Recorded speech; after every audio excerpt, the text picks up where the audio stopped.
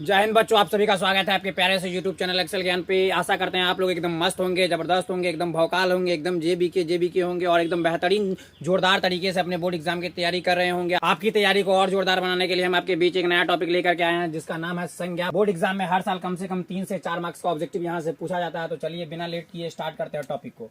पहला जो मैंने टर्म लिखा है वो लिखा है शब्द और पद। तो स्वतंत्र रूप में प्रयुक्त होने वाला शब्द शब्द कहलाता है, किंतु वाक्य में पिरो देने पर शब्द क्या कहलाता है? तो पद कहलाता है। अभी आपको समझ में नहीं आया होगा, एग्जाम्पल देखिए।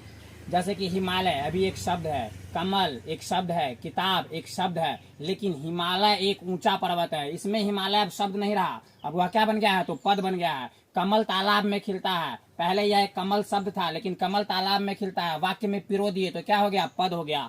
किताब पहले शब्द था लेकिन किताब नहीं है, इसको हम वाक्य में पिरो दिए तो यह क्या बन गया? पद बन गया। आपके बिहार बोर्ड में पूछा गया था कि जब हम शब्द को वाक्य में पिरो देते हैं तो वह क्या कहलाता है? पद कहलाता है। और 2022 के एग्जाम में पूछा गया था। पद के 5 भेद होते हैं: संज्ञा, सर्वनाम, विशेषण, क्रिया और अव्यय। अब यहाँ से स्टार्ट हो रहा है हमारा मेन टॉपिक जिसका नाम है संज्ञा। संज्ञा संज्ञा क्या है? तो संज्ञा का शाब्दिक अर्थ होता है नाम। किसी भी नाम को हम संज्ञा कह सकते हैं। कोई भी नाम, आप ऐसा कुछ सोचिए जिसका कुछ नाम ना हो, तो दुनिया में ऐसी कोई चीज एग्जिस्ट नहीं करती जिसका नाम ना हो, यानी कि हर चीज का नाम है। तो हर चीज हमारा क्या है? संज्ञा है। संज्ञा का शाब्दिक अर्थ होता है नाम। आपको रटने की जरूरत नहीं है, बस आप उदाहरण को गौर से सुनिएगा, देखिएगा, यही एग्जामिनेशन में आपके पूछे जाएंगे। वह शब्द जो किसी व्यक्ति, वस्तु, स्थान, भाव आदि का बोध कराए उसे संज्ञा कहते हैं। जैसे में राम, श्याम, सीता, गीता, बबीता, नीता, सुनीता, किताब, यमुना, प्रयागराज, वाराणसी, पटना, गाय आदि। संज्ञा के भेद, तो अर्थ के आधार पर, इसी बार पूछा गया था बोर्ड एग्जाम में कि अर्थ के आधार पर संज्ञा के कितने भेद होते हैं? 5 भेद होते हैं। पहला है व्यक्तिवाचक संज्ञा, जातिवाचक संज्ञा, भाववाचक संज्ञा, समूहवाचक संज्ञा, द्रव्यवाचक संज्ञा। आइए अब हम एक एक करके देख लेते हैं। पहला है हमारा व्यक्तिवाचक संज्ञा। किसी संज्ञा को विशेष नाम देना ही व्यक्तिवाचक संज्ञा कहलाता है। सीधे शब्दों में कहें तो जातिवाचक संज्ञा को विशेष नाम देना ही क्या कहलाता है हमारा?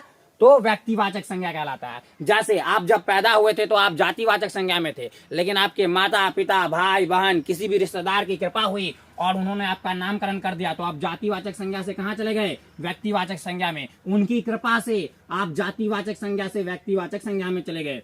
तो आइए अब हम इसके उदाहरण को देख लेते हैं। राम विशेष नाम है इसलिए व्यक्तिवाचक संज्ञा। श्याम, गीता, सीता, गंगा, यमुना।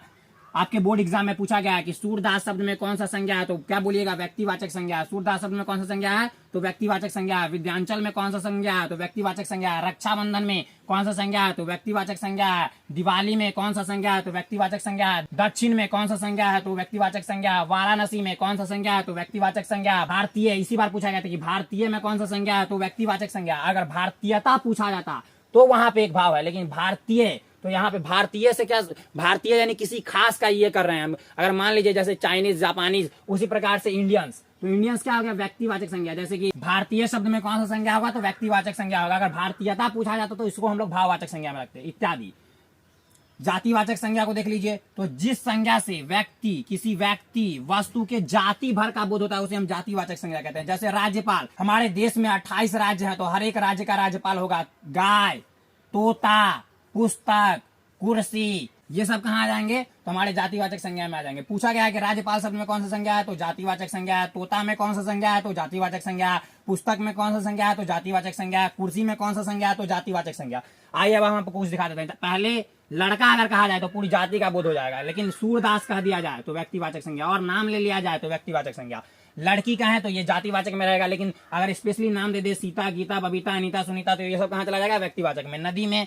नदी कहें तो पूरे जाति भर का बोध हो गया, लेकिन गंगा, यमुना, ब्रह्मपुत्र, कृष्णा, कावेरी, सरस्वती, काशी, ये सब कहाँ चला जाएगा? व्यक्तिवाचक में। दिन में अगर पूछा जाए तो अगर हम दिन बोले तो पूरे जाति भर का बोध, लेकिन सोमवार, मंगलवार, शनिवार, ये सब कहाँ चला जाएगा? व्यक्तिवाचक संज्ञा में। त्योहार, सीधे त्योहार कहा तो पूरे जाति भर का बोध हो गया, लेकिन रक्षाबंधन पूछा गया बोर्ड एग्जाम में कि रक्षाबंधन में कौन सा संज्ञा है? तो व्यक्तिवाचक संज्ञा। त्योहार अगर पूछे तो जातिवाचक, लेकिन रक्षाबंधन पूछा तो व्यक्तिवाचक संज्ञा। दिवाली व्यक्तिवाचक संज्ञा। होली व्यक्तिवाचक संज्ञा।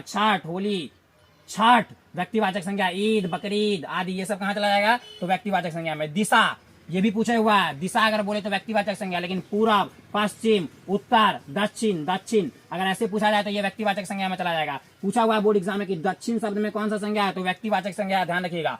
अब देखिए स्थान अगर बोले तो पूरे जाति का बोध हो जाता है, लेकिन पूछा गया है कि वाराणसी में कौन सा संज्ञा है एग्जाम में, तो व्यक्तिवाचक संज्ञा, स्पेशल नाम दे दिया गया ना इसको, जातिवाचक संज्ञा को विशेष नाम दे दिए हम लोग, तो ये कहाँ चला जाएगा व्यक्तिवाचक संज्ञा में। विद्यांचल शब्द में कौन सा संज्ञा है ये भी पूछा गया है, तो व्यक्तिवाचक संज्ञा। पटना में व्यक्तिवाचक संज्ञा, दरभंगा में व्यक्तिवाचक संज्ञा।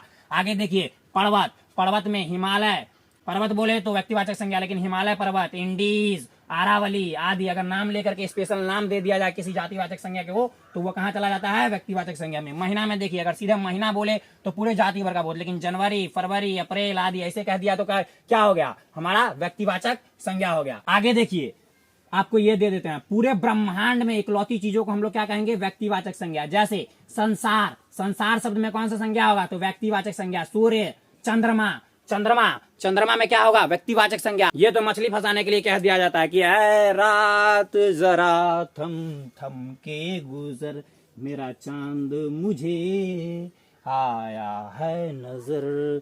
लेकिन चंद्रमा केवल एक ही है बउआ, वो चांद दूसरा का है, वो मछली फंसाने वाला है। ये चंद्रमा, पृथ्वी, आकाश, ये सब क्या हो जाएगा व्यक्तिवाचक संज्ञा। आपके बोर्ड एग्जाम में पूछा गया कि संसार शब्द में कौन सा संज्ञा है, तो व्यक्तिवाचक संज्ञा। आगे देख लीजिए भाववाचक संज्ञा, तो जिस शब्द से विचार, भाव, गुण, स्वभाव, दशा या अवस्था आदि का बोध हो उसे हम लोग भाववाचक संज्ञा कहते हैं। इसी बार बोर्ड एग्जाम में पूछा गया था कि मानवता में कौन सा संज्ञा है, तो कौन सा संज्ञा हो जाएगा भाववाचक संज्ञा। दया, दया ये भाव को दी दिखा रहा है तो भाववाचक संज्ञा। सच्चाई भाववाचक संज्ञा। मोटापा, लड़कपन, बचपन, चतुराई, स्वच्छता, लिखाई, बुनाई, कढ़ाई, सजावट, दिखावट, महत्व, स्त्रीत्व, बुढ़ापा, बुढ़ापा ये क्या बुढ़ापा अवस्था ही है ना। जवानी, शत्रुता, सुंदरता, अच्छाई, मिठास, प्रेम आदि ये सब कहाँ चला जाएगा भाववाचक संज्ञा में। सामान्यतः भाववाचक संज्ञा में ता, देखिए मानवता, ता, दानवता, शत्रुता, ये सब ता यानी ता, त्व, पन, आवट, हट, चारा, आस, आपा, आई, किसको मिठाई को छोड़कर। आदि प्रत्यय अगर किसी शब्द में लगा रहेगा तो वो क्या कौन सा संज्ञा हो जाएगा भाववाचक संज्ञा। ये प्रत्यय क्या होता है, तो प्रत्यय वह शब्दांश है जो किसी शब्द के अंत में जुड़कर शब्द का अर्थ बदल देता है। ये आपके सिलेबस में आपको इस पर हम डिटेल वीडियो देंगे। अगला हमारा भेद है समूहवाचक संज्ञा। जिस शब्द से व्यक्तियों या वस्तुओं के समूह का बोध होता हो उसे समूहवाचक संज्ञा कहते हैं। और समूहवाचक संज्ञा सदैव उद्देश्य परक होती है। नहीं ना समझ में आया। जैसे देखिए सभा, तो सभा क्यों आएगी, तो कुछ कारण होगा ना। यही कहने का मतलब है कि समूहवाचक संज्ञा कैसी होती है, तो सदैव उद्देश्य परक होती है। सभा, सभा क्यों बुलाई जाएगी, कोई कारण होगा। भीड़, कहीं पे भीड़ जमा हो जाती है, अपने आप हो जाती है कि कोई रीजन रहता है। इसी बार बोर्ड एग्जामिनेशन में पूछा गया था मंडली, मंडली, मंडली में कौन सी संज्ञा है, तो कौन सी समूहवाचक संज्ञा। मंडली भाई क्यों आएगी, कुछ उद्देश्य होगा तभी तो आएगी। गुच्छा, दल, सेना, बाजार, बाजार में बाजार क्यों लगेगी, कोई कारण होगा ना, वहां पे समूह हो जाएगा। संगठन आदि सब कहाँ चला जाएगा समूहवाचक संज्ञा में। अगला है द्रव्यवाचक संज्ञा। तो जिस संज्ञा से नाप तौल वाली वस्तु का बोध हो उसे हम लोग द्रव्यवाचक संज्ञा कहते हैं। ये भी एग्जाम में पूछा गया कि जिस संज्ञा से नाप तौल वाली वस्तु का बोध हो उसे हम क्या कहते हैं, तो द्रव्यवाचक संज्ञा कहते हैं। जैसे में देखिए दूध, पानी, तांबा, हीरा, सोना, चांदी, चावल, तेल, घी इत्यादि।